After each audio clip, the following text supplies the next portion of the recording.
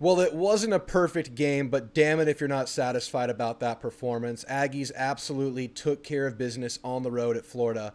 And before that game, we were having talks. I was live with you guys for most of that game, for the whole game, and people were nervous, man. We didn't know what to expect.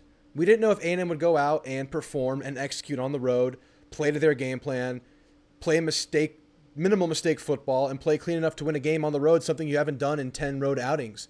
And they go out there and they have a great win behind a very impressive offensive line performance. And I don't want to bury the lead. Marcel Reed just controlled the game. He was really efficient. The moment never seemed too big for him. The pressure never got to him. And that's both figuratively, the pressure of the game, and literally defensive pressure. There were plays where he was pressured and blitzed, and he would get the ball out, throw the ball to the overload blitz side, find his checkdowns, flow away from pressure, run when it was time to run, showed great elusiveness in open field.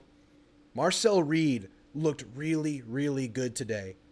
And that's at the hands of Connor Wigman kind of, obviously being injured, shoulder injury, nagging injury. We have to see what happens there. But that's also a shaky start, coming off of a shaky start to the season for Connor Wigman. So now A&M finds themselves in somewhat of a quarterback controversy. I would argue a good problem to have. You have the upside of Connor Wigman, what we've seen before. But you also have Reed, who just, really controlled a game for the Aggie offense. I mean, do you really want to take the ball out of that guy's hands, or do you just want to kind of ride that high? You have a game versus Bowling Green up. It would make sense for them to want to rest Connor that game. I would wager right now, a Saturday out, that they would play Reed that game. And Reed's going to get another chance to show what he's got.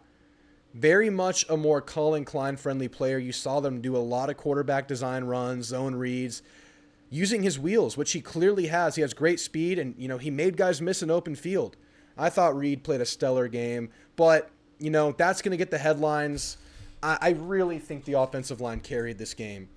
They just lined up and blocked well, blew holes open, gap scheme, zone scheme, inside, outside.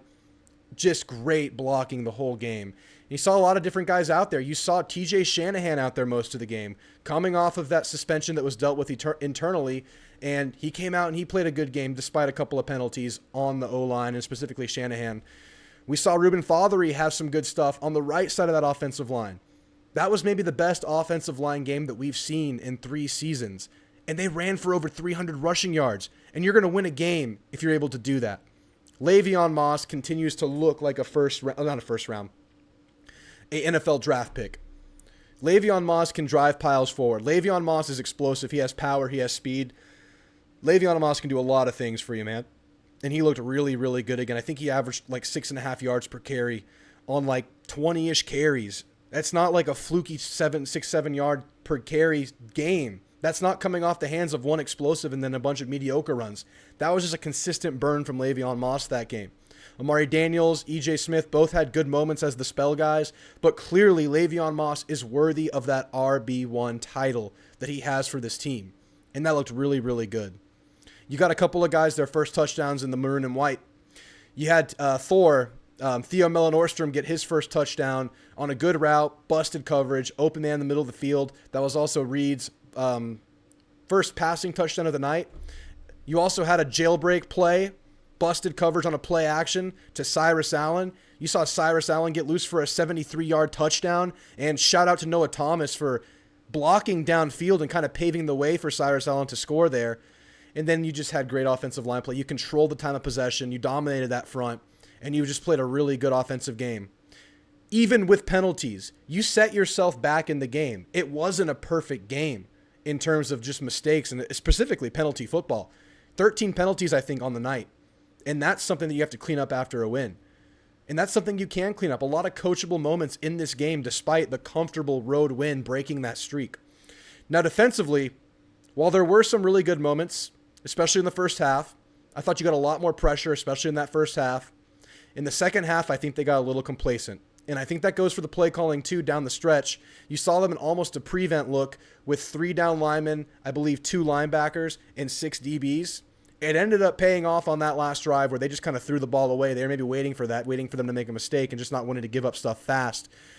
But you also saw them give up a lot of stuff in play action in that second half. You also saw on that bobble play, Javen Thomas not able to get a man on the ground. That resulted in a huge play that would have been a touchdown if not for a hole down the field.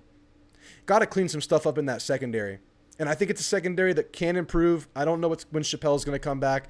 I don't know when Trey Jones is going to come back. You're going to get Dalton Brooks back. Unfortunately, he had yet another targeting that's going to hold him out of the first half of next game. Got to clean up some secondary stuff. They were really biting on play action in that game, and I thought that was the biggest issue with the team overall, was really biting on play action and penalties. I thought the D-line played disruptive enough. They stuffed the running game, man. They really didn't have a running game going, and they sold out for it, and they made it work. I thought the interior D-line played their best game of the year by far. Albert Regis played really, really well. Rodas Johnson had moments. I didn't see much from Shamar Turner, but based on how the flow of the game went, I would wager after we look at the film, we'll see somewhat of a positive game from Shamar Turner. Shamar Stewart was everywhere, man. He's in every play, chasing people down, just looking like an absolute freaking Adonis out there. Scorton had his tackle for loss. That D-line was very disruptive on the day, and that's what we thought would happen. You got 2 sacks and several TFLs, and we figured a team like Florida, who's going to want to stretch the field and get some more long developing plays going, that this D-line would have a chance to really show what they are, versus the first couple of games where you had, 2 game plans where either run heavy or they got the ball out super quickly. I always thought Florida was going to try some longer developing stuff, and that showed, at least in the first half and parts of the second half. He had 3 interceptions on the night. 2 were just thrown away, and you just kind of sat back and let him throw you the ball. And maybe that's a strategy against a young quarterback like Lagway. They kind of just let him make a mistake on that last drive, and that first one obviously coming to Ratcliffe at the end of the first half. But then a great, great play by Will Lee, man. Wrapping the receiver's arms, getting that ball tipped out. Bryce Anderson getting ahead of steam, intercepting it. Pick 6. The game essentially ended at that point. Their spirits kind of crushed at that point after, they had scored their touchdown coming out of the half, which was probably our worst defensive drive of the game. Then A&M scores, and then they give up that. You missed a lot of field goals. You missed some field goals this game down the stretch. That was concerning because we had a really good Randy Bond season thus far. And then all of a sudden, you didn't. You're on 2 misses in a row.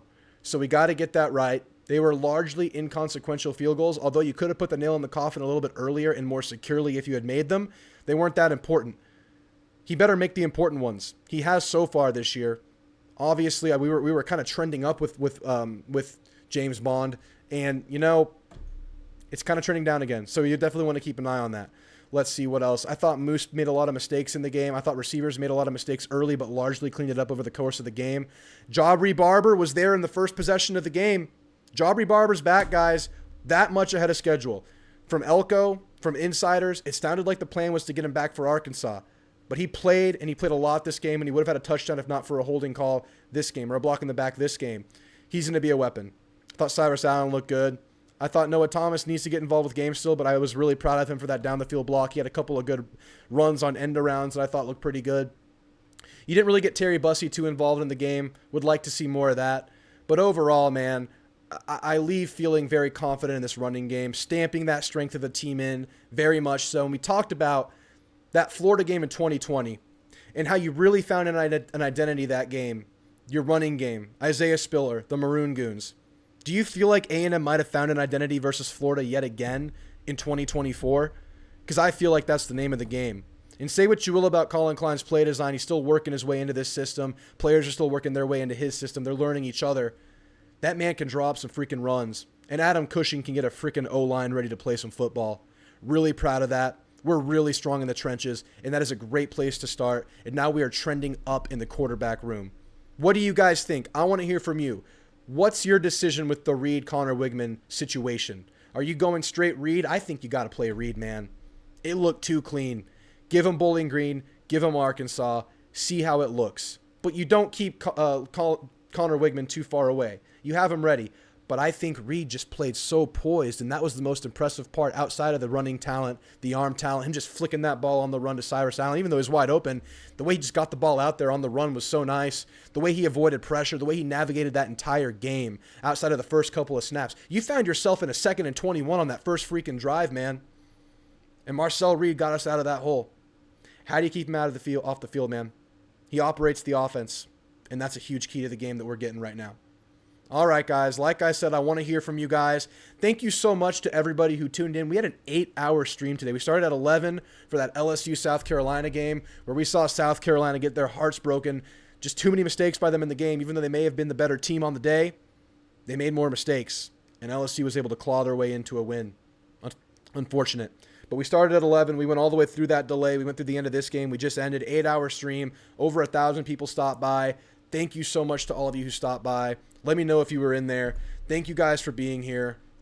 Please subscribe. It helps me greatly. I'm going to keep growing this thing, and I'll make a longer, fleshed out reflection on what we saw and where the team is at. That'll drop probably Monday, and then we'll get into the next week of football. And I'll go live Monday night, give you guys a chance to call in and reflect on this game and looking forward. So, guys, thank you so much. I'll see you in the next one. We beat the hell out of Florida, baby. Gig 'em.